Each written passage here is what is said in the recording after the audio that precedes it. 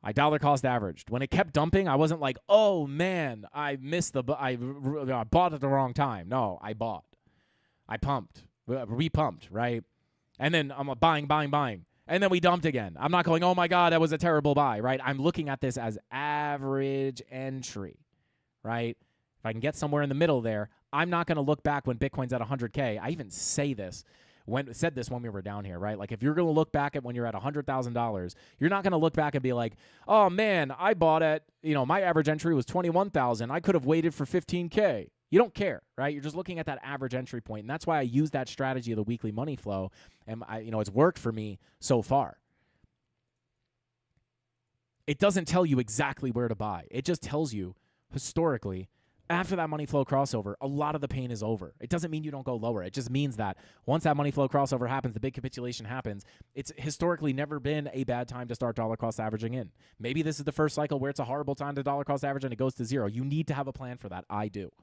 2017, weekly money flow crossover, big capitulation. If you start a dollar cost averaging in here, right? Like, is the bear market starting? No, it's a decent time to, if you did that, you end up getting a great average entry price, right? That's not my opinion, right? That's just historically what has happened. 2021, weekly money flow crossover. I usually let the first big capitulation happen, then I start dollar cost averaging, right? My average entry price here was around $21,000. Do I care that my average entry price wasn't 15K? No. I'm happy I had lower targets here. I had 12 and 14K sitting down here.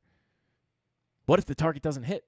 I don't care, right? I'm already dollar cost averaging in, right? If it hits, I'll continue to dollar cost average. But if it doesn't hit, I'm really happy that I started to buy, right? My average entry point was like right here or a little higher than that, right? I don't care if I bought down here or up here. If my average entry price is down here, beautiful. Weekly money flow crossover. Big capitulation down. In this case, the bottom was already in. Dollar cost average, right? Buy.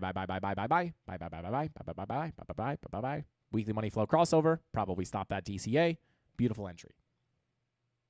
Maybe this is the first cycle it doesn't work, right? I said that last cycle too. Maybe this is the first cycle where it doesn't work, guys. Maybe we go to 3K like everyone's calling for. Wound up being right again. Right, not me, the TA. Right, I don't say that to say I was right. I'm the best. It's not to brag, right? It's just to say that's what's happened, right? It's just factual. So just like I did it back here, it's the same thing.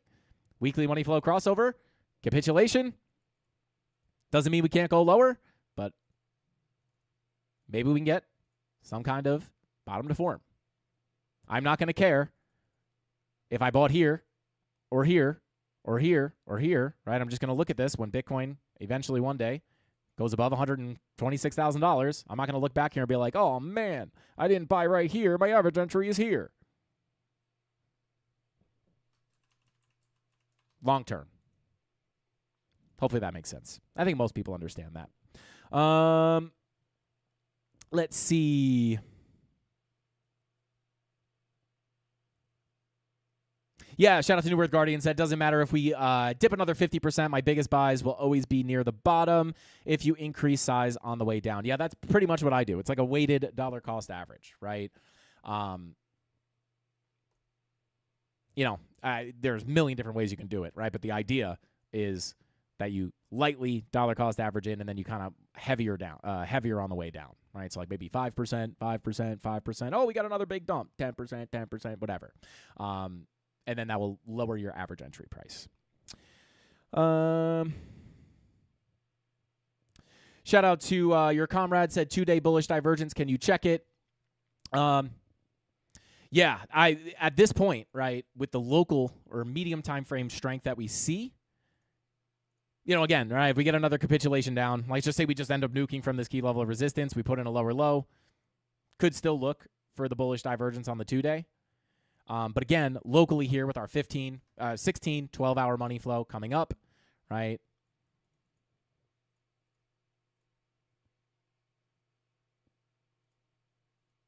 My medium time frame context is more potential higher lows for higher highs It's really not until we lose this value area low zone around 65K that I would think it's a high probability that you get that lower low. I prefer this, but it wouldn't be until we lose this. I think that's what you're talking about. But as far as a 2-day bull div being here, there is no 2-day bull div, at least that I can see here on Market Cypher B. Shout out to who said it? Your comrade.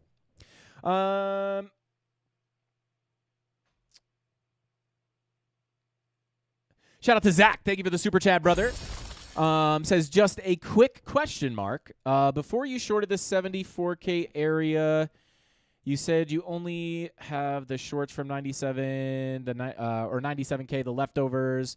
Why would you not try to short the 74.5 area with your long at 65K still active? I mean, I could. I would like to see a little better confirmation up here, but I was actually talking to the premium Discord about this. With the money flow coming up on these higher time frames, again, this is resistance. This is, if I were looking for anything up here, it would be a short. But with my shorts from higher and the fact that we have the money flow coming up, I'm comfortable enough, right? When we see the 16 to 12 hour money flow and the idea is higher low, higher high, if I get another confirmation up here, maybe I'll take a stab at it. I'm just not really forced to chase a short, or not even chase. It wouldn't be chasing, right? I want to be clear here. It's not like you're chasing a trade. Like if you're longing here, you're chasing along. Shorting here would be like really the only thing I can look for. But with my shorts from higher and the money flow coming up, I just don't mind, right? Like if we wind up getting a huge rejection from here and nuking to the bottom, I'm already covered on it. If I see another confirmation here, maybe I'll take a shot at it. But again, you have the liquidity above. Also, the daily anchored VWAP has not been hit yet. I'd really prefer to see that hit as well. But at the end of the day, you did have some local confirmations here that would have been a valid short. Right? You have your 30-minute bear divs. Bada boom. Right? Oh, baby. I personally probably, maybe not. I'd probably be close to getting stopped out of this at this point. But really, the invalidation would be above that daily anchored VWAP. Look at that. Anchor VWAP tapped. And the liquidity. Look, 74,781. Was that what that was? 74, yeah, call it 74,775. Right about 74.8. Yeah, that hot spot of liquidity peaked up there. Anchor to VWAP is now tapped. See if we can get that 1 hour bearish divergence. So if that 1 hour bearish divergence prints. The other thing too here is if we get, I mentioned this, on this previous setup over here. It's the same thing, right? If we end up, let's just say you wind up getting a move down here. If we hold this, right, there's a very, very big possibility of a big squeeze. So in the premium Discord, I was kind of talking about, like, I'm not interested, especially if we get hold above 75K. I am not interested in just, like, continuing to short every confirmation that we see because, again, you're fighting that low volume gap, the a big lack of resistance above. You're fighting the potentially big short squeeze that could come in. In my opinion, right, if you're above 75K, if you hold that anchor VWAP, it's bullish. Doesn't mean it's not valid resistance. Doesn't mean that you can't get a pullback here. Again, this would be beautiful if we can get that pullback. But yeah, I just not in a situation where I really need to force any trades here. So yeah, I just didn't take the trade, but still valid. Definitely still valid.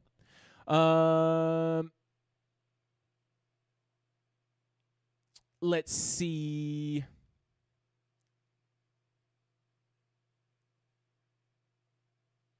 Yo, shout out to Zach. He said, forget about it. My short got stopped out, but my long from 65K you gave in the premium Discord is printing money. Let's go, Zach. Let's go. That's what I'm talking about. Wait, Zach, you're telling me that you got stopped out? And it's not like, oh, my God, I got wrecked. You're actually making money? That's what I love to hear, Zach. Shout out to Zach. Well, there you go. Literally, as I'm talking about it, we get the pop-up. But there you go. Bing, bong. Shout out to Zach. Let's get it, baby. Congratulations. But, yeah, there we go. Crespo Crypto. Thank you for the super chat. Said, Frankie, you missed my last super chat. What the heck? Crespo Crypto sent out a ton of super chats here. Said, out of curiosity, how many Mafia members would still pay or would pay a little extra for TradFi sauce from the GOAT? I know I would. Shout out to Crespo Crypto. Maybe we do like a members live stream or something. A lot of the members get in for free anyway. But yeah, I don't know. Shout out to Crespo. I'll have to dust off the old commodities and it's funny. Somebody asked me to look at stocks earlier today as well. I think that might come from the fact that Bitcoin has been kind of like annoying lately, or just kind of been dead. People are like, actually, a lot of my family was saying, man, they're like, I should have been buying gold this whole time. I was like, yeah. And I try to be transparent with everybody, right? Like, I don't catch every bottom. I don't catch every short. I know it might look like that on YouTube sometimes. But guys, I have been talking about, like, just like in my personal life, like I've been like thinking about buying gold for I can't tell you how long. But I just kind of think to myself, this thing never moves. I'll have infinite time to buy this. And then boom, bull run. I missed it, right? I don't own any gold, like no significant amount of gold. So it happens. But yeah, maybe we'll, if we were looking at gold for the past year or so, maybe we wouldn't have missed it, or I wouldn't have missed it. Let's see.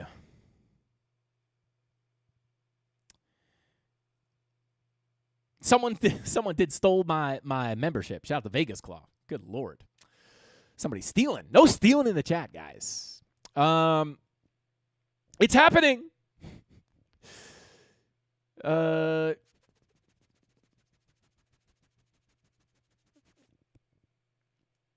out to Kodak said, yes, it's a low volume gap. Only of buyers come. Meanwhile, BlackRock denying payouts.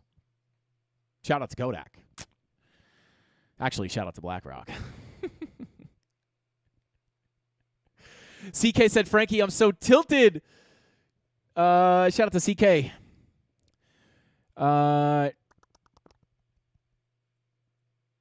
I've lost all my gains trying to short this potential top. Oh, man, shout out to CK. Do not go on tilt. I go on tilt sometimes as well. I'm not perfect, guys, right? Like, I think it's important to not this is why I talk about trades that I miss, trades that I lose. Now, oftentimes when I lose trades, they are – I technically lost a trade. I guess if you want to consider getting stopped out a loss, I lost this or got stopped out of this short, but we had stopped out in profit, right? And a lot of times that can really help with going on tilt. Also, being well hedged really helps with going on tilt. If you're not holding any trades here, it's kind of like, hey – I'm not long. I'm not short. I'm going to try to catch the move to the downside. I'm going to try to catch the move to the upside. Shout out to CK. So trust me, I know where you're coming from, bro. I've gone on tilt. I go on tilt sometimes. But at the end of the day, again, I would really need more information. But at the end of the day, right, like the easiest way to avoid being on tilt is it's a lot easier to go on tilt when you treat trading as like a game of hunting, like, we're going up, short it. We're going up, short it again. Stopped out, shorted again. Stopped out, shorted again. The easiest way to do it is to set a trap in the market with clear invalidation. If you stop out, you stop out. Sometimes you'll get stopped out and price will go the way you thought it was going to go. And that's what causes a lot of the tilt. If that happens to you a couple of times and you get stopped out of a short, you're much more likely to try to keep chasing, right? But consistently over time, that's not going to make you money. But like, for example here, if your invalidation is to break and hold 75K, and again, right, like maybe, right, if you're on tilt here, again, I don't know the exact specifics here, right? I don't know exactly where you shorted. Maybe you shorted this, stopped out, shorted it again, stopped out, shorted again. I don't know the exact scenario. But we obviously talk about that more in the premium. It's easier to give like direct like advice to people or, input. But at the end of the day, right, if you view this as, let's just say you look to fail this, trade this SFP here, right, and you're targeting the value area high. For me personally, right, the invalidation for an SFP is oftentimes a snap above the wick, right? SFP, invalidation above that wick. However, when you look at the liquidation heat map, you see this liquidity coming up to about 74.8, right? So you can say to yourself, there's still liquidity above. We could snap above 74.8. On top of that, the anchored VWAP is sitting at about 74,750, right? So you could kind of look at this as the invalidation being above that anchored VWAP. Now, very important to realize, CK, I think you know this. It's okay to have a little bit of a bigger stop loss. This is almost a 2% stop loss. It gives your trade a little bit of room to breathe, as long as you can adjust your position size, right? If you have a big stop loss like this, you could still take the trade, but your position size just needs to be a little bit smaller to account for the additional stop loss percentage, right? Because obviously, if you have a super tight stop loss, you can have a big position size, because if your invalidation is really close, you have a very small margin to move before your trade's invalidated. But if you want to give yourself a little bit more breathing room, like here, you can see we got a couple resweeps, right? You come on down to, like, say, the 1 hour, right? SFP, you push back up, right? Well, you didn't break the high there. Let me hide this, right? USFP, you wick above, candle close below. Valid SFP, stop loss above the high. You get a little pullback. You come back up. You resweep the wick. You resweep the wick. Situations like this, really the only way to avoid that is to have a bigger stop loss, right? You could have it above a larger invalidation, such as the anchored VWAP, give yourself a little room, but you're going to have to lower that position size, which a lot of people don't really want to do, because they're like, well, if I take a smaller position size, I'm not going to make as much on the way down. In that case, if you don't want to take a smaller position size, I wouldn't even take the trade, right? I would just sit out of the trade, right? I would not take a bigger position size with a larger stop loss. So yeah, that's, you could either have a bigger stop loss, or just make sure you have to understand you have to lower that position size. Hopefully that helps you out. Let's see. Oh, shout out to CK. Said I failed 3 Warbucks accounts, and yes, that's exactly what is happening. And yes, I'm 100% over positioning myself. Shout out to CK. You just said that's huge, bro. That's huge. You're understanding it. You're like, that's it. That's what I'm doing. There you go. Now you just take the action to fix those things, and you might make the mistake again. I know for me personally, I was just slamming my head on the brick wall. I'm thick-headed. I had to struggle a lot to really learn my lesson. Don't be me, CK. You know what's going on. Fix it. And if you fail again, right, or you wind up making the mistake again, eventually, you're going to, like, what happened to me was I was just bored of having the same outcome, which was making a horrible decision, having a horrible outcome. It wasn't the pain of losing money. It was just like, I'm bored of this outcome. Let me just, you know what? Screw it. Let me do the opposite. And then all of a sudden, I started seeing different results. So shout out to CK, bro. The fact that you understand this and that resonated with you, there you go. And that's another way you can kind of avoid it. So there you go. All right, hang on. We got some super chats here. Shout out to Crespo. Yo, thank you so much, bro. Said, if I would have pulled my fib on gold, I'd be retired by now. Shout out to Crespo. Just pull it in private, bro. Don't pull it in the supermarket. I just saw a news story, guy pulling his fib in the milk aisle in a grocery store near me, and they locked him up. They should lock him up. Pull your fib in private. Shout out to Crespo. He also says, you think it was a coincidence that one of the top Mafia members is Golden? He was trying to tell us something all these years. Yo, Golden, that's his thing. That's his secret signal. He's like, guys, gold in. He's a gold whale as well. But shout out to Golden. Yo, speak of the devil. Shout out to Golden in the chat. What is going on, brother? Welcome in. Says, one of two. You had to estimate how much USD it would take to push us out of this range and up to 80K. How much do you think that would cost? Oh, my God. Part 2. Honestly, I was thinking about selling another fat bag, 7 figures in USD. But if I could bump into 80K before 80K, before I did that, I think that might be the smart play. Shout out to Golden.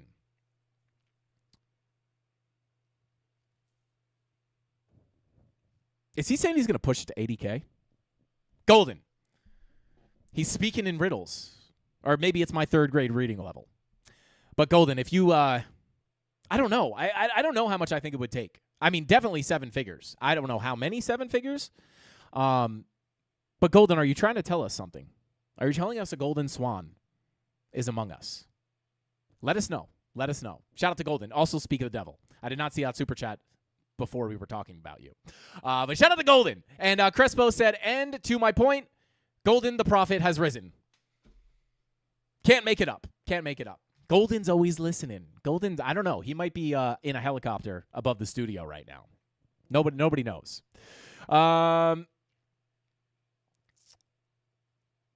Don't you know? Pump it up. Golden, pump it up. I got to get that on the soundboard. We'll get copyright strike like crazy, but don't care.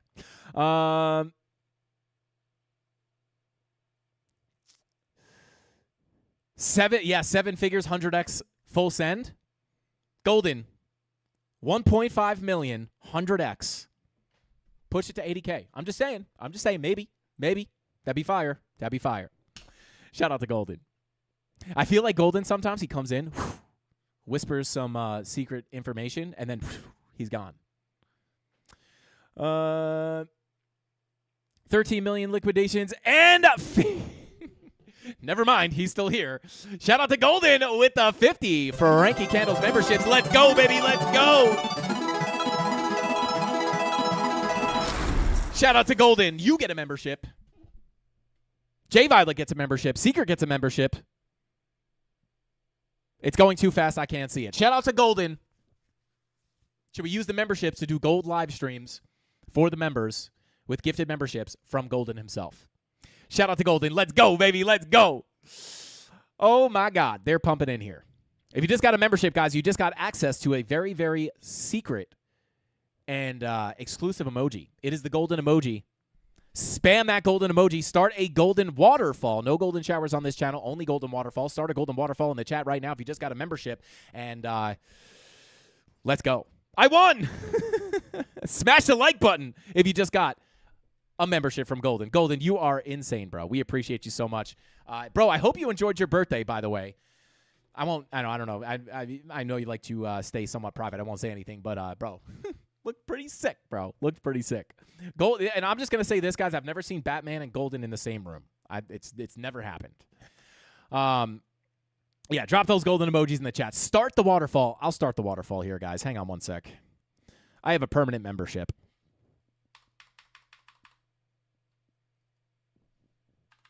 There's my golden waterfall tribute to Golden. I have a big position on a long. Shout out to Horrible Gaming. Well, hey, bro. You did get a little, I don't know where you're long from. But let's go. Hopefully it's in profit. And you might be a horrible gamer, but hopefully you're a great trader. XRP looking bad. We could take a quick look at XRP. That is Solana, pushing up towards that point of control. Let's check XRP. And I will say, guys, from a personal perspective, I'm going to say it. I prefer the drop to the downside. Again, not a probability perspective. I just prefer that drop because if we can get those bull divs, ooh, that'd be nice. We might have to push up first, which is nice.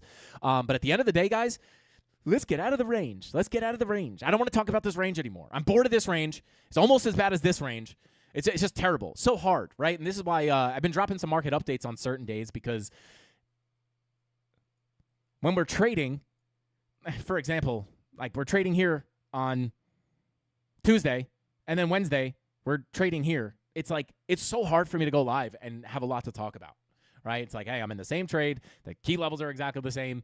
When something changes, obviously, you know, I do like to stream every day, but like throughout these ranges, guys, like sometimes it's brutal. I also have some really, really big things that I'm starting to work on that I need some time for. So I kind of use those market updates as like fillers for the live streams if I don't go live. Usually it's when price action is boring and the last live stream is still relevant. So I always give a piece of content, but I'm just sick of this range. Let's move. Let's move. And it would be insane and absolutely fire if we can get through that low volume gap. And I will come up here and say, if you learn anything from this channel, learn about the volume gaps. Money moving from silver and gold and the S&P 500 to Bitcoin. Hey, shout out to David. Potentially. Trying to think of like some kind of narrative that can happen. I don't know. The one thing I will say is like the one thing we were lacking here for that first big drop down was a bearish narrative. There was no bearish narrative. Q, people being really bullish right here. High or low, no bearish narrative. There's no reason to be scared. Bitcoin's not bearish. Charts don't matter. There's no reason to be bearish. High or low, high or high. $1 million incoming. Dump it.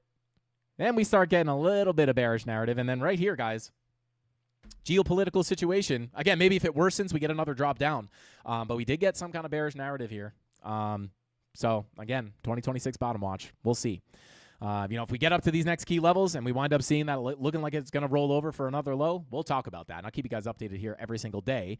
Can you please heat map for the current price to 80K? I'm feeling feisty today. Shout out to Golden. Yeah, we'll pull up the heat map, and then we'll jump into XRP. Again, similar situation to everything else. But let's pull up the heat map real quick for our boy Golden. Imagine, guys. Imagine. Just being like, where's that liquidity? I'm gonna go hit that liquidity real quick. But let's see. Heat map from current price to 80K. I'll pull up a 1 month. Come on, heat map. Come on.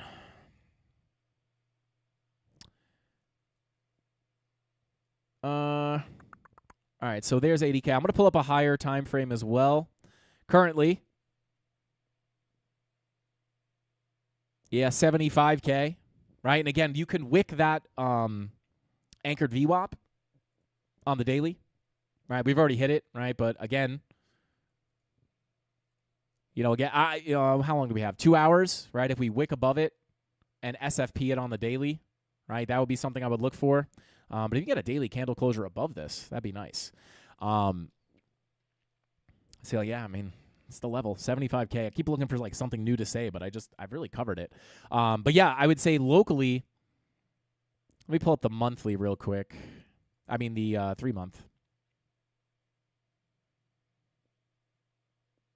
Come on.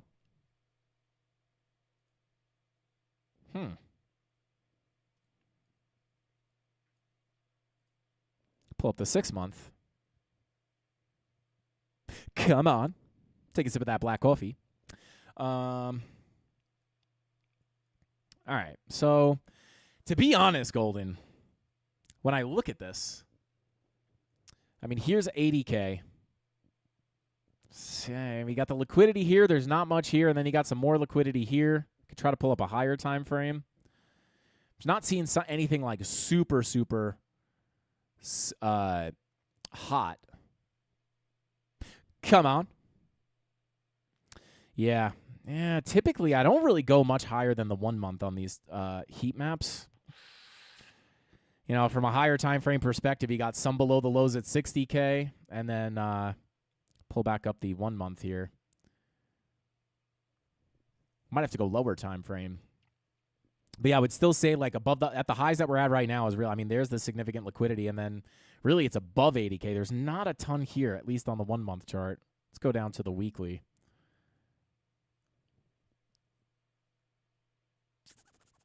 Yeah. There it is. I don't really see anything super significant. It's like all right here, and then we got it on the higher time frames down below 60K. Other than that, it's like kind of the more of the liquidity is above 80K. But again, low volume, right? Could still assist that big move up. But I would say like right here is kind of like the hottest spot of liquidity. Shout out to Golden. You think 3 million with Golden?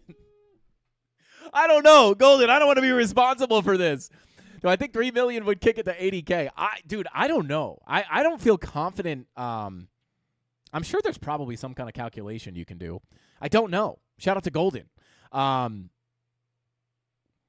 yeah, I would be more, right? Like if I could see, like if we had a ton of super hot liquidity up here, and it was like from here to 80K was just super hot liquidity.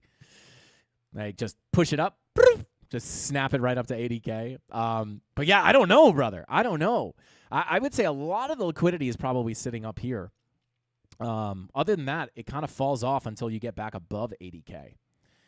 But I don't know. Shout out to Golden. I don't want to be responsible for this. Oh, man. Shout out to Golden. Bro, you are a legend. Pump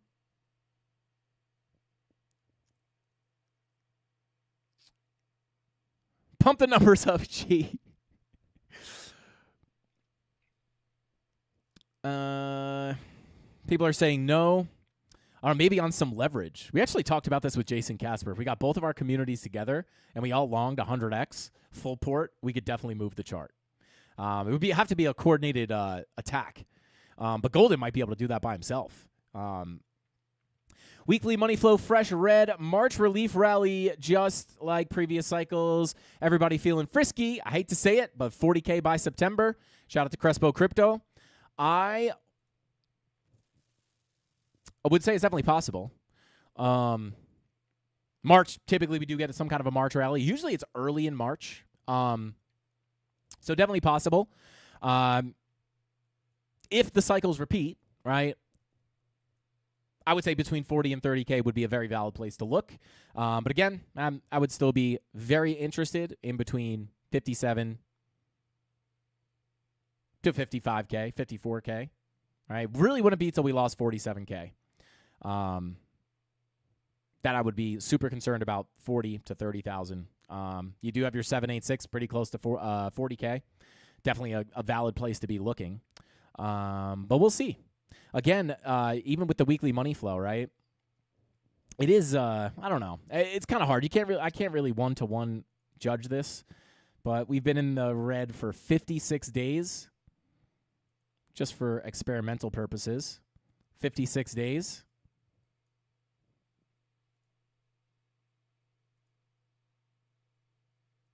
Another big capitulation down. Could line up, but again, if I bring this up on other cycles, it probably won't be the same, right? Let's come on over to 2018. Let's see. Maybe it is. Imagine it's 56 days on every cycle. That'd be insane. Yeah, like you go to 2018, 56 days. Bottom came in that week. So yeah, not that I would ever like look at that as like a major thing. But yeah, we'll see what happens. But really what I would like to see is what happens. If we get the push into the 80s, like I would like to see what happens up here. I think it will be very clear, or at least more clear than it is now, because we'll have more information to kind of identify if this will be a lower high for a lower low, or if we can reclaim. The only problem I really have with like just reclaiming here and sending it up is, I mean, typically it takes a little longer for a bottom to form, right? Like historically, like it probably makes a little more sense to like bing bong around a little bit before the next move, like the next big all-time highs, or next bull market. Like timing-wise, it wouldn't really line up very well. But again, we'll see what happens geopolitically. I mean, they start printing money like crazy. Maybe there's a black swan, some kind of crazy black swan, and then they start printing money like crazy again. I don't try to predict that stuff. Yeah, we'll see. We'll see. Anything can happen.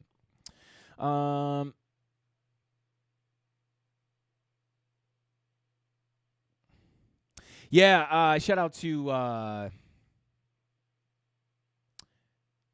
oh man, shout out to 1926. I can't fully see that name. But he says, Frankie, at what price point do you look at the chart and go, oh God, oh crap, this is something different, like in terms of downside targets, sub 30K?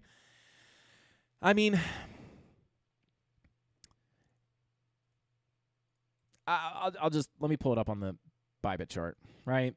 I'll pull off all the key levels, other than like just the volume profiles, right? Like for me personally, if we came down and retested this is huge for me, right? We've retested the previous, if we retest the previous value area high, hold above the POC. Again, it depends on what price looks like down there. This first scenario, right? Whether the bottom's in or we come down here and the bottom comes in. If this happens, this is the better case scenario. Right? We don't have to go for the 70% drawdown or 70+% drawdown. But, you know, it's impossible for me to rule out the idea of coming lower to the 40s or 30s. But what I do there is I wait to see if that's a high probability, right? There's no real reason for me to look at, oh my God, this POC is going to get lost. We're going down to 30K until we get down there and we get accepted into the range and can't reclaim the POC. At that point, I say, that's a high chance of 30K incoming. Until that happens, I'll cross that bridge when I get there. If we started, I'll tell you what I'm not expecting, right? If we come down here, that would be traditional 4-year cycle, plays out once again. Is that possible? Absolutely. Scenario number one, the less painful situation, right? This also would be in the argument of this time is different, which I'm not really a big fan of unless there's a reason to look for. If the chart gives me the sign, I don't care about this time is different. If we get this, that's traditional 4-year cycle. Once again, perfectly repeats. That would be amazing. Like from a general perspective, it's like, man, all right, 4-year cycle still alive. I like that. It's a nice way to just kind of like overall view the market. But at the end of the day, if we hold this PLC and we see massive bullish divergences, like we could have this as a target, but it doesn't guarantee it hits, right? Like down here, I had 12 and 14K as major targets. They didn't get hit. Doesn't matter, right? I'm already DCAing in, right? If it came down there, I would have continued a dollar cost average. But this would be more of the traditional 4-year cycle, right? At that point, right, like why does this not freak me out from the asset perspective? Like, oh my God, Bitcoin's a dead asset. Well, because if we lose this and go down to 30K, it's really not far off of what we've seen in the past. If we ended up like losing 30K dramatically and we break the previous bear market low, like that is where it's like really alarming for me. I was saying this to somebody when I was visiting my family. I was like, listen, if the early bottom comes in, these are the prices I'm looking at. If we go traditional 4-year cycle, 30K, like if we go down to 30K, I'm selling stuff. I'll sell the Supra. I don't care. I'm selling stuff to buy Bitcoin. I mean, I will be continuing to buy with my bag, but at that point, it's like, I don't know. It just 30K. It's hard, right? Because it's like it wouldn't be far off of what happened historically, but it does kind of feel like it would be a huge gift. So I don't know. Two very plausible scenarios. These are the same thing that we talked about forever on the channel. Right? We talked about this up here, right? Early case, traditional case. If we lost this dramatically and we start breaking the all-time previous bear market low, that's something that we've never seen in the past. That would make me very worried. Other than that, I think everything else would be like, not too bad. This is what we've seen before. Oh my God, I don't know what's going on. This is kind of scary. So there you go. I would say like really losing the bear market low. I don't know. I could kind of come up here and draw out every scenario, right? I could draw out a scenario where the bottom is in, right? But yeah. Let's see. Mark 5 or Mark 4 or Mark 5 Supra. It's a Mark 5 Supra. It's a BMW. But I am seriously considering 2JZ swapping it. That would be lit. I would love that. That Mark 5 isn't a real Supra. Really? Pop the hood, pal. No, I'm kidding. I love the Mark 5 Supra. It's a B58. It's an awesome car. But 2JZ swapping it will be epic.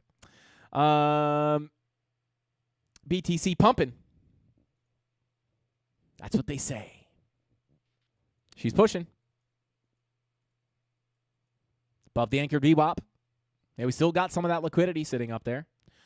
Shout out to Crespo. Thank you for the super chat, brother. Said we still haven't found out who broke on October 10th. The bear market ain't nearly over. This is the foreplay before the black swan. Blue balls. Could be. That's the thing here. Like this, whatever. You got the geopolitical narrative down here. The one thing I would say, right, again, for me, it's charts. But my feelings down here on any DCAs was more like, I don't know, this feels too easy. All my other really good DCAs, I felt like a moron buying. Like a moron. I'm like, oh my God, everything's dead. I feel the pain. I feel the fear. And I felt like an idiot. Here, I'm just kind of like, I don't know. It's like, it doesn't feel as doom and gloom for Bitcoin. And again, we'll have to see, right? If we get the bigger push up, and again, maybe we fake out the anchor VWAP and we go down first. But for me, I would need more information. Follow the 4-year cycle. You kind of have to make a decision. If you want to wait to see if the 4-year cycle plays out perfectly, well, then there's no reason to buy right now, right? Bitcoin has never bottomed out after a 50% correction, right? At that point, if you want to follow the 4-year cycle, which again, I never like to take it too much from like a binary perspective because the market is dynamic. But if you want to go for the 4-year cycle, well, there's zero reason to buy. And you would just wait for the 70-ish% correction, which would historically, bring you down towards about 40 to 30K. Light dollar cost averages, weighted dollar cost average, weighted dollar cost average. I prefer that strategy. But of course, to each his own, whatever you want to do. But yeah, it's hard. Back here, it's like 4-year cycle played out perfectly. We got the 70+% correction, slightly less than the previous cycle. 76, it was like 77% rather than, I think it was like 80-something, 83% in 2018. This was like perfect. Again, from a timing perspective, it doesn't really make a lot of sense either. It makes more sense to have this kind of just continue down. But again, right, like if we get down here and I see the signs, like it's very binary. If I see this, right, let's just assume I get a perfect weekly bull div, money flow coming back up on the weekly. If that happens here, I am not expecting 30K. Plain and simple. If we get down there and there is no bullish confirmations and the chart still looks like trash, and it's like, hey, the 4-year cycle's much more likely to continue playing out as it has in the past, and that's where we can look down to 40 to 30K. It's really binary for me. So yeah, there you go. Let's see.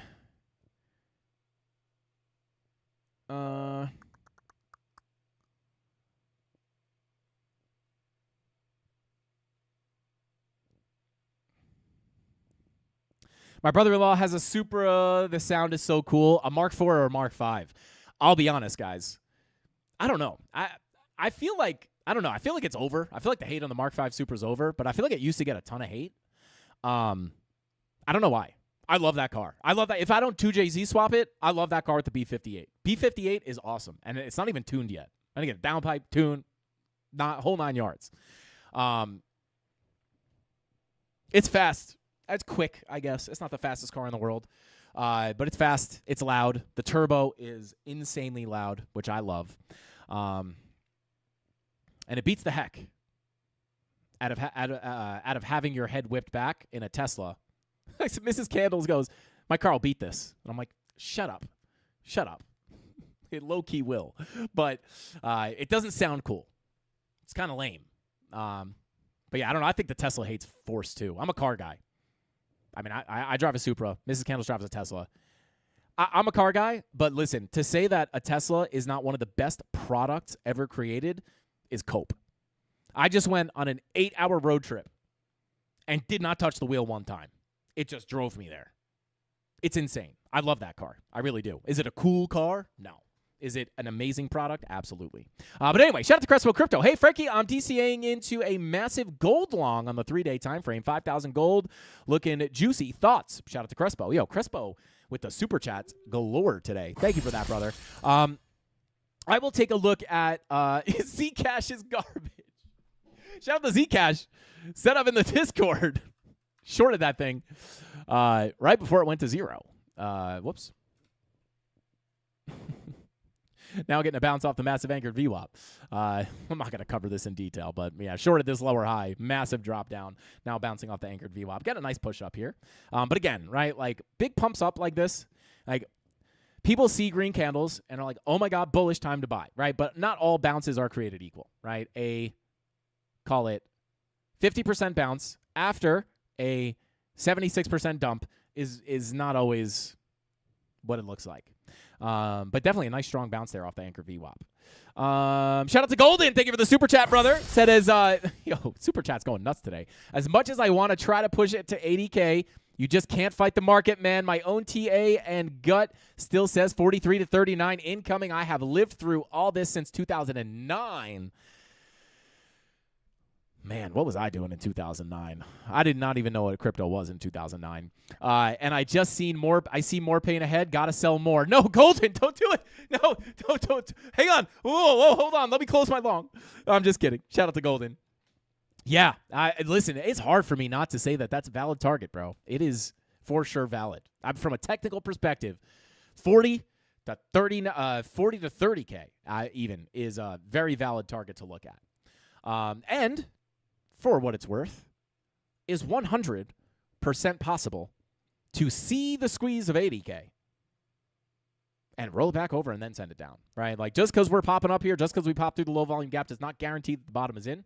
So, yeah, shout out to Golden. We'll see. But shout out to Golden.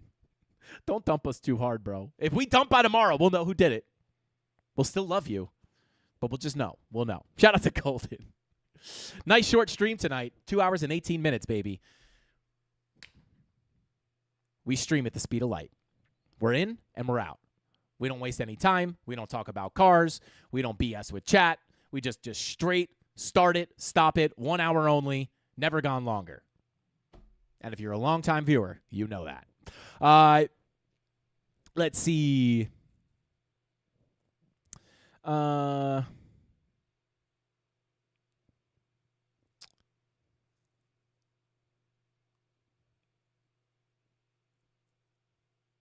Do you put much weight on the 786 we're about to tap from the lower high? Confluent with the liquidity and the anchored VWAP. I'm just viewing this as an overall level of resistance. If we're about to tap the 786, right? Like, you could pull up a million different things at the exact level, right? Like, we're at the anchored VWAP. It's resistance. So you're probably looking at, I assume, that 786. It is confluent. So, yeah, you could look at that. Only thing is you just got to be careful, right? Because, again, like, if you just get up here and then you just kind of hang out, boom, right? You got that low volume gap above you. But, again, like if this were to happen very cleanly, something like this, something like that, that'd be great. I just don't know if it's going to happen. And, again, position for it, right? How's the long doing? Let's see here.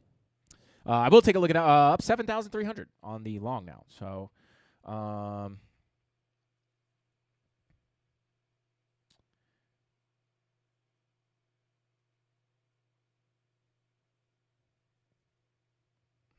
I bet a $1 billion buy would get us closer to 80K. Shout out to Tony D. Tony's definitely doing calculations right now. He's like, I could figure this math out.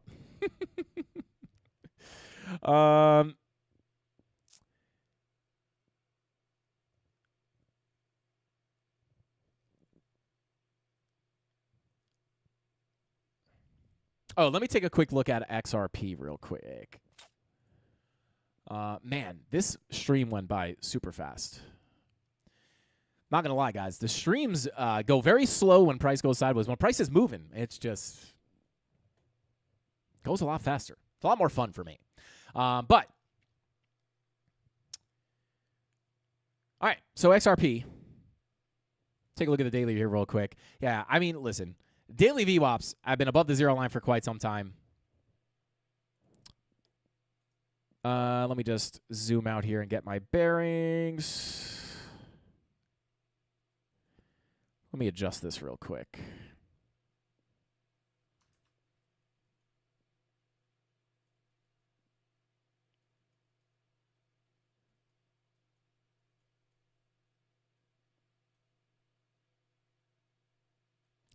Bada boom. Let's see here. Get this a little closer.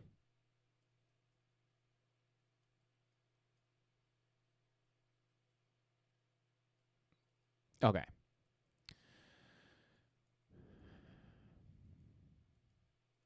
So here's your golden pocket 786. You have the value area high. You have key levels below. Obviously, we covered this a long time ago. Ever since we put in that high, pull from the low to the high. Golden pocket 786. These are your key levels of support.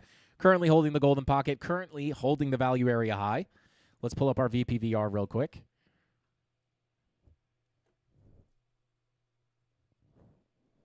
Low volume gap. I mean, you do have come on, volume. There we go. Yeah, I mean, you do have a little bit of a high volume node here at 159. But your next significant high volume node, and again, really, guys, the way I would view this, just take this off. Maybe I'll clean up this.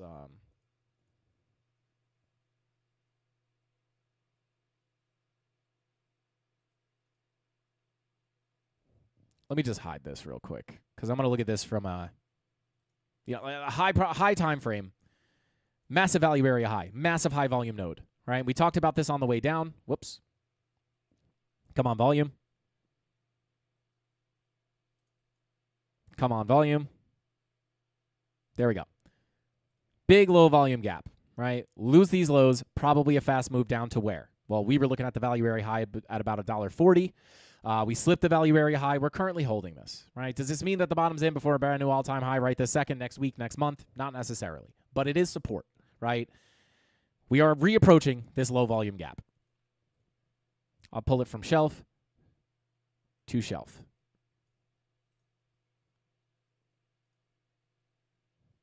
We're approaching it, right? We hold into this low volume gap. I would say once you clear $1.64, you're accepted into the gap, and there's probably a fast fill to these lows here at about $1.81.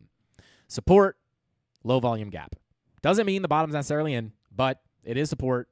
Look at our high time frame money flow. Very similar to Bitcoin. 12, 16-hour money flow crossovers into the green. Could indicate the trend can continue up. Does it mean you're not going to pull back? Not necessarily. But at the end of the day, right, if we continue up, the biggest levels I'll be looking at is just like Bitcoin, right? You're obviously you have the low volume gap. I'll just hide this for now. Value area low. Let me extend this.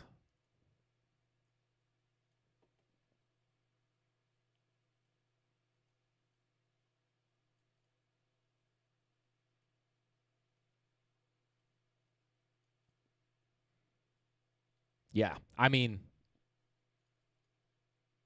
here's your local profile. If we can impulse out of this range, the next place I would expect price to seek out is the value area low at about $1.81. Right on your shelf of volume, right on the top of that low volume gap. It's confluent with the value area low. This will be key resistance until proven otherwise. Once we can get above that value area low, we can look up to these next key levels. You have your POC at 220. You have a weekly MPOC at 206. But until then, if we continue up, this is the biggest important level to watch. Not a lot of volume here. And then you have the value area low sitting there.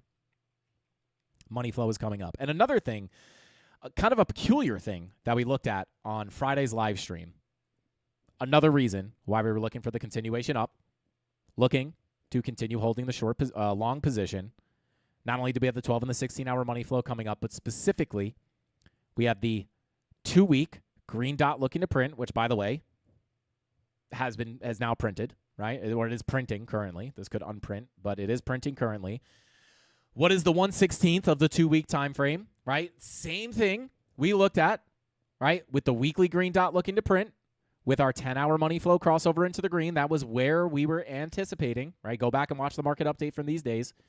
Hey, first off, warning, low volume gap above. And if we pull back short term, we can look for higher lows and higher highs. Why would I look for that? 10-hour money flow is coming up. Weekly green dot is printing. It's a market cipher B 1/16th bullish setup. Also, high time frame, indicating a larger trend to the upside. That's what you want to see to break out of these ranges.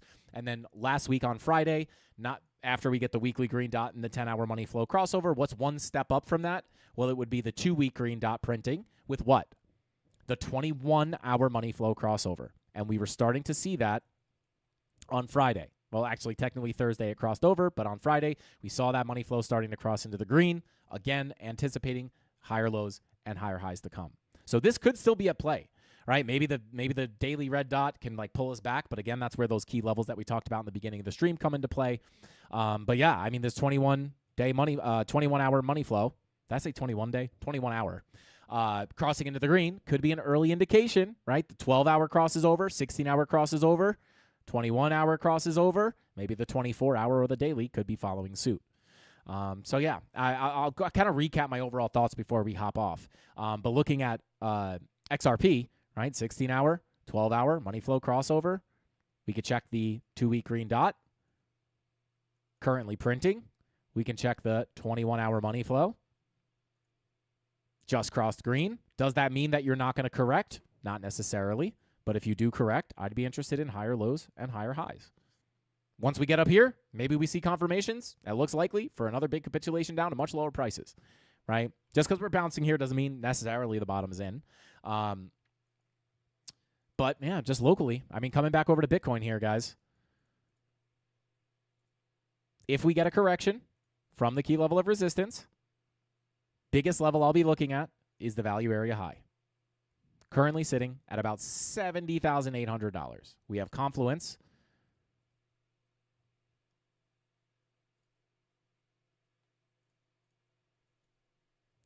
With your golden pocket, my preferred zone is sitting between 71 and 70,060.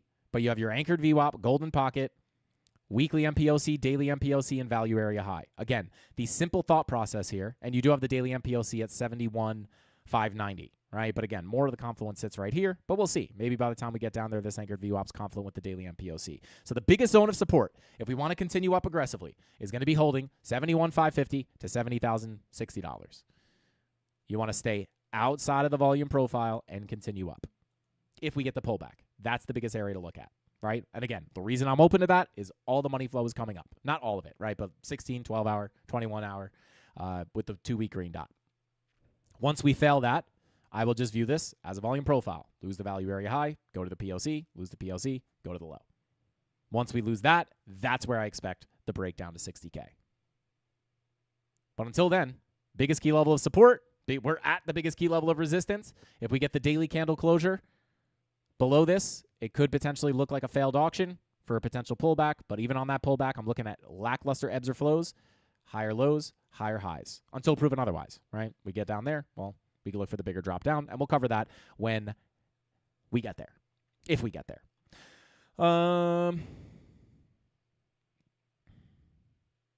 Yeah, daily MPOC at 70,065. Yep, sitting right here.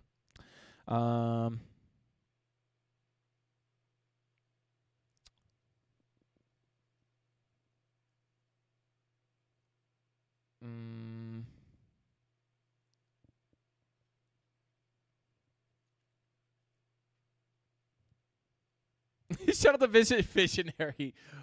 Once other coins pass XRP, it's over. XRP will die. Shut up the vision. Oh, man. Let's see. BTC is going to 0. Oh, my God. Sell it all. Sell it all. Frankie Pepe. I could take a quick look at PP.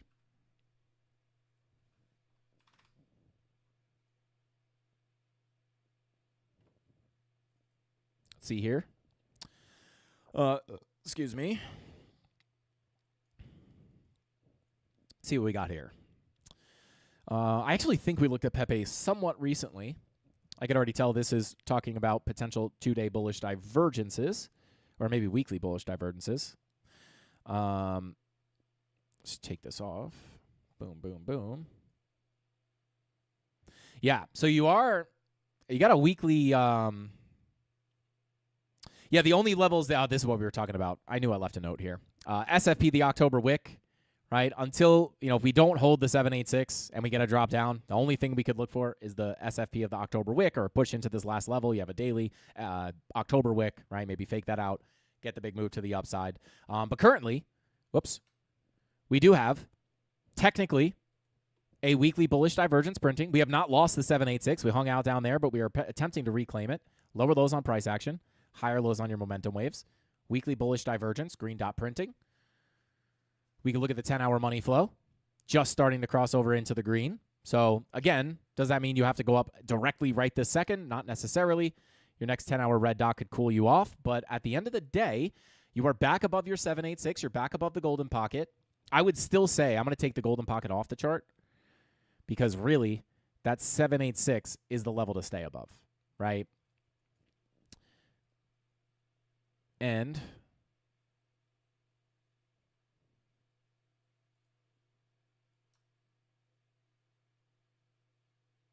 you reclaim that daily.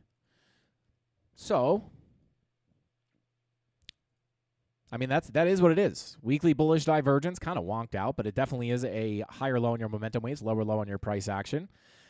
If you lose the 786, it would remain the same. I would look for an SFP of this wick, right? And when I say SFP, I'm really just mean fake out. It could be a high time frame SFP, maybe a low time frame SFP, but really the only thing underneath you there is I believe this is a you have a daily, and then you have that October wick, right? Fake it out. That could be a big move to the upside. But you are printing a weekly bullish divergence, and you're holding your last resort levels of support before that wick gets filled. So if we can get that weekly bull div to continue to print and confirm. 10-hour money flow is crossing into the green. 2-week green dot is printing. 21-hour, not crossing into the green just yet, but generally trending to the upside. So potentially, if you're looking at it from a 10-hour perspective,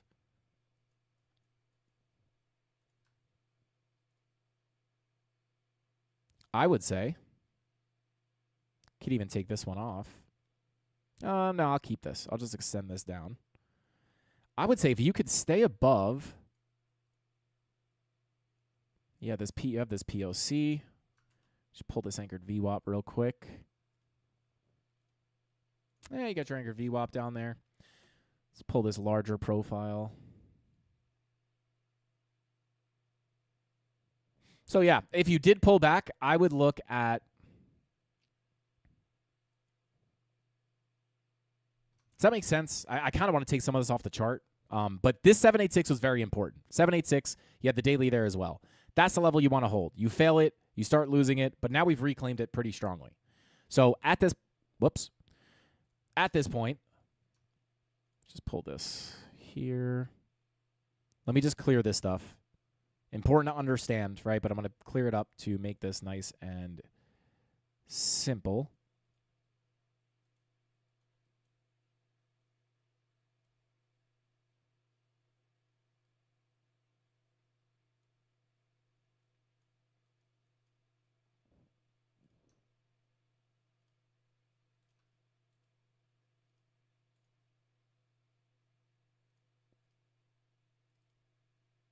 Locally, if you get a pullback, I would look at this golden pocket 786 sitting between 351 and 334.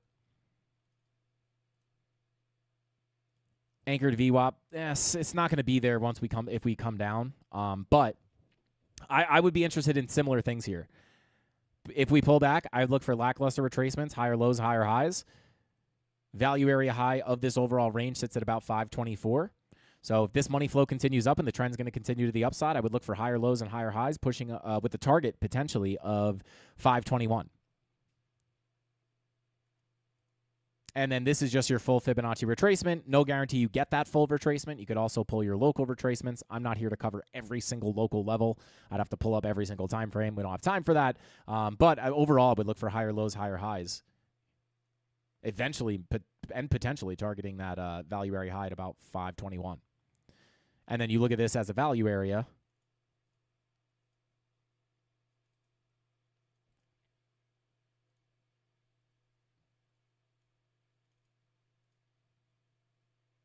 Value area low, POC, value area high. I would view that as a simple range. At the end of the day, stay above the POC, doorway to the value area high is open. You have golden pocket 786 confluence there, not too shabby. You also have your money flow coming up, right? If I don't trade Pepe actively, but if I did, let's just say, yeah, I mean, even that weekly bull div, technically in at the value area low. I mean, if you can get that money flow in the 10-hour to continue to the upside, I would say you definitely have a shot of potentially getting the push up there to, call it 521. And obviously, if that fails, biggest level to look at is down here between 281 and I would say the daily and the October wick sitting at 278 to 274. I would look for, fake outs of that low. So we'll see. Right now, I would view this. It's kind of a wonky range, to be honest. But this is how I would view it. Money flow coming up. This is what you want money flow to look like for a continuation up, right? Very, very elementary here. Would I be looking at this, just at face value, if I pull the Fibonacci from the high to the low? Oh, my God. Or I guess we're not. Let's say pull it from here. This is an area for a rejection, right? But on a 10-hour, would I expect this to be a massive lower high for a massive lower low? Based off money flow, no, right? Based off money flow, I would look at this as resistance, lackluster pullback for potential higher lows and higher high. Money flow comes up, trend is likely to continue to the upside. Low, high, higher low, higher high. Inside the profile, you have a nice target here.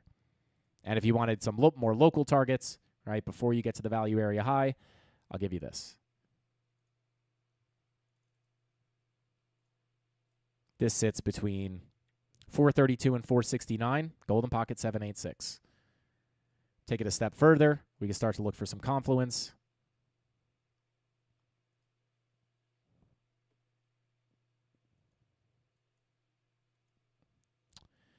Let me just hide this real quick.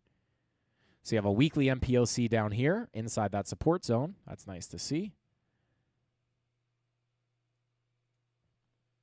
Let's pull up the monthly.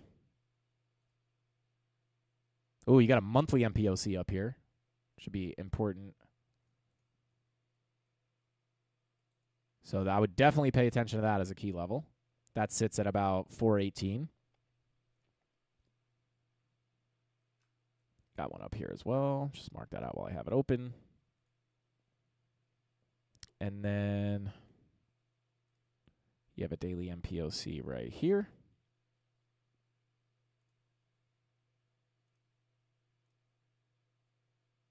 And got one right here. And you got one right on that weekly as well, right? So, again, you have confluence here on the support zone. Let me turn this all off now. So now inside the support, you have the point of control of the range, the golden pocket, 786, daily and weekly MPOC, definitely a big level of support. To the upside, you have the monthly MPOC at 418, and then you have the golden pocket, daily MPOC at about 434. And then once you get above that, I'd really be looking for the value area high. But these would be the key levels. You guys can mark these off on your chart. You could screenshot them and then just type them in. Put a horizontal ray, type in the coordinates, and then boom. All right, let's see. Oh, my God, we're at 2 hours and 40 minutes, guys. Oh, my God. We're going to be live all night. I'm just kidding. I'm going to have to hop out of here very soon, guys. Shout out to OCB. Thank you for the super chat, brother. Says, hey, Frankie, could you drop some sauce on SEI 1 week time frame? I will take a look at SEI real quick. Quick reminder, guys, please do not super chat your altcoins, or you can, but it doesn't guarantee we look at them. But we'll do some weekly analysis. I do have to head out in a second, but let's take a look here. So weekly time frame. This is interesting, right? Because this is different than Dogecoin. I mean, what did we just look at? This is how you know I've been long for too long, live for too long. Pepe. Good Lord. So on SEI, right, like we do not have the weekly bull div printing. Do you have a bull div? I mean, you got a lower low, you got a higher low. Does it look as pretty? Not really. And I will just preface this, guys. I am not here to call the next altcoin gem. I think it's a losing proposition, but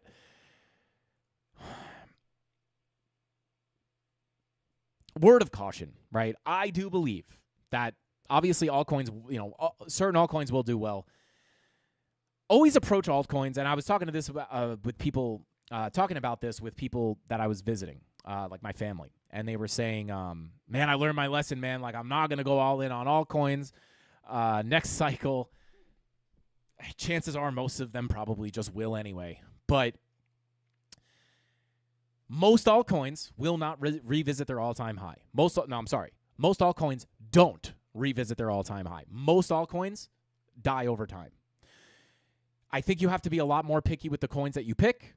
Do your own due diligence. Do your own research. There's coins that you can believe in, right, if you understand the projects. And, again, it is speculative at the end of the day. But most altcoins, right, I think gone are the times. Very likely. Just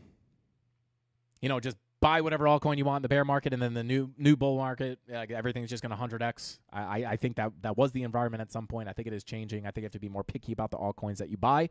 But I'm not saying that because I specifically think SEI is going to die or do well. I'm just saying in general, listen, you faked out the wick, right? You fake out the wick. If you reclaim this, I mean, we could come down to a lower time frame. You got some daily bull divs are confirmed here. Money flow attempting to come up. My base, the point I'm trying to make is be careful with altcoins. I could see a beautiful setup here, and if Bitcoin nukes, this is going to follow, and it's going to feel a lot more pain. But here's your wick from October 10th. Other than this, I can't really look down. There's not much I can really look at. You have the wick down here, which God only knows if that is going to hold up. You faked out that as well. I mean, you've come down and hit every level on the chart. There's nothing underneath you. If you lose this, you're essentially in price discovery to the downside. So you can look at it two ways, right? Like, chart doesn't really look super great. Also, it's extremely cheap. That does not mean that it's going to go back up. But there's really not a lot else I can look at here. You know, I see a bull div here on the daily. Money flow's trying to come up, but it is still deep in the red. Weekly bull div, I mean, it's not pretty by any means. It is there. I don't love it. Money flow still thick in the red. 2 week, green dot printing. 21-hour money flow trying to come up. So, again, I would be careful. Obviously, if Bitcoin takes another dump, this is very likely to come back down, and God knows how low, because, again, I literally have no support. I cannot look left on the chart.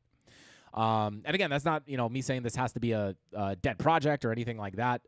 Just from a technical perspective, I don't really have beautiful supports underneath us, and as a matter of fact, I didn't even really have – there's not really key support here. Like the last major key level of really, I mean, yeah. I mean, like, you've already lost major supports.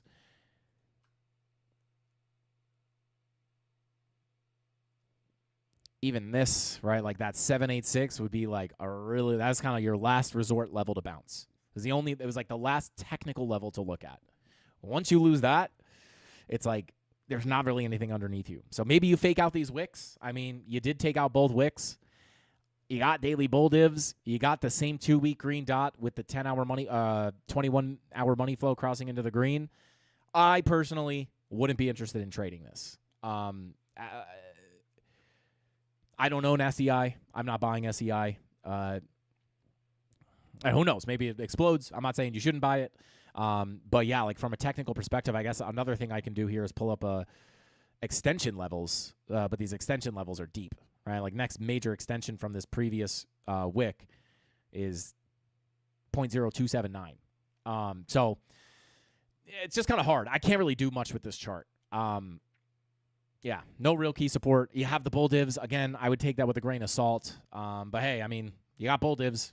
If we come back here and this thing is pumping, you got the bull divs, you got the weekly bull divs, you got the daily bull divs. Again, not the most strong, beautiful confluences, not the way I like to see the divs confirm.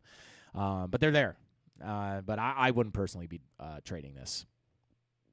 It would, like, I mean, honestly, yeah, you would need to, like, really reclaim. Yeah, like, you would need to reclaim. For me, let's take a look at the monthly. Yeah, like I wouldn't even really consider this thing showing any kind of sign of strength until you like really reclaimed up here at like 35 cents. Then that would be like a little better. But yeah. Other than that, no real key support down here. We start breaking down. The only other thing I can see is this 0.0279 Fibonacci extension. So there you go. I wish I could do more with this, but this thing is just, I mean, it's at the bottom. I mean, it doesn't mean it can't go lower, but it says, like, I can't, there's not really a ton of levels down here. So I tried. Shout out to OCB, bro. I tried. But again, if you believe in the project, I mean, it's as basically as low as it ever been. But again, that's not financial advice. I don't know. Shout out to OCB. I wish I could give you more there, brother. Shout out to Saba, said, damn, Frankie, 2-hour premium stream, 3-hour YouTube stream. Working crazy, bro. Simply the GOAT. Shout out to Saba. We're here, baby. We got to dish out the content until I lose my voice, which I don't think will ever happen. I've only lost my voice like twice in my life. But there you go, guys. Other than that, quick little, 2 seconds. If we get the pullback here, we're at major resistance. This is your pivotal moment. We reclaim 75K. In my opinion, that opens the door for a bigger pump towards 80,000. Local resistance, Above that, I'm looking to $84,000 to like $90,000, $87,000. If we get the rejection, money flow is coming up, indicating potential continuation of the uptrend. If we get the correction, the biggest level to look at, in my opinion, if we can get a correction back down towards this confluent area, scrub back to the beginning of the stream for more details on the exact levels. I'm going to be looking for a potential bounce here. If it fails, I'm looking to simply get accepted back into the range. Two things are going to happen here, guys. We're either going to break out of the range. Money flow looks good for that. If that fails, we're just back inside the range. Very simple. I would not chase a long up here, personally. Could you long here and it continues up? Yes. If I had to look for anything up here, I am forced, due to the rules of my system, to only look for shorts. I cannot long this. Luckily, I am long from the last dump, from the bottom. So that's what I'm looking at. We'll see. Hopefully the money flow can continue up. Again, watch that 8-hour red dot. If we do continue, I would be looking at that 8-hour red dot to start the pullback. Biggest key level, sitting right here, 71,000, call it 71.6 to 70,057. If that fails, I'm looking at the POC at 68K, lose the POC, down to the value area low. These are the biggest levels on the chart. Hold this, potential continuation. We lose this and can't hold the value area low. Losing the value area low around 65K is where I will be anticipating. It's only until we lose only if we lose this level and cannot hold it. I will be interested in longs down here. If we don't get the confirmations and it doesn't look like we're going to hold, once we cannot reclaim these supports, that is where I think the higher probability scenario becomes 60K. Until then, it is potential lackluster pullbacks for higher lows and higher highs. Until that happens, the plan is potential lackluster pullbacks for potential higher lows and higher highs. Lackluster pullback, higher low, higher high. Can it come in earlier than that? Yes. I'm not going to pull every 5-minute level, but we're at resistance. Doorway to higher prices for sure. Reclaim 75K. It could get very, very exciting for Bitcoin. So shout out to the CandleMafia. Thank you guys for being here. I appreciate every single one of you guys for hanging out till the end of the stream. Shout out to Panda the Prophet. Shout out to 257. Shout out to Jesse. Shout out to Golden. Says, I'm selling right now, FYI. Oh, God. Shout out to Golden, guys. Take that for what it's worth. We'll see if Golden can dump the price. Let's see. But thank you guys for being here. I appreciate every single one of you. Shout out to Darren Dusting. Shout out to Panda Prophet. Shout out to Bailey, Alex Becko, not Alex Becker. Shout out to Visionary Pulse. Frankie is the man. XRP is not. Shout out to Visionary. But thank you guys for being here. I appreciate every single one of you. I'll be back with you guys tomorrow, right here on the Frank Kettles YouTube channel. If you're interested in any of the indicators or looking for a place to trade, check the links in the description down below. That's all I got. Hasta pasta. Speaking of pasta, maybe I'll get some pasta tonight. Anyway, that's all I got, guys. I don't know. I got to get out of here before I wind up staying live for 4 hours. See you guys next time. Hasta pasta. Frank Kettles out. Bing bong.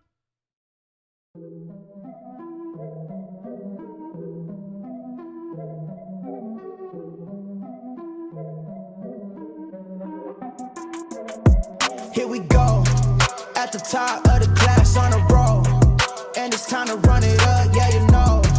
Maxed out, put the pedal to the floor, ayy, on the road, here we go, yeah we winning by a landslide. Never see me coming, I'm a landmine. Yeah, I ain't taking orders in command, like, yeah, you about to see me on demand, like, you know on demand. If you ain't know, you about to understand. Yeah, I got the team by my side, right hand. Yeah, take it to a string, you ain't seen it like that. Yeah, and it's the dream, and we coming for the bag. Yeah, and we ain't ever going back now. Future expedited, now we on the fast track now. They won't lend a hand, now they see us on the map now. It's time to act out. Here we go, at the top of the class on a roll, and it's time to run it up, yeah you know. Maxed out, put the pedal to the floor, ayy, on the road, here we go, yeah, at the top of the class on a roll, ayy, and it's time to run it up, yeah you know, yeah, maxed out, put the pedal to the floor, yeah, on the road, here we go, here we go.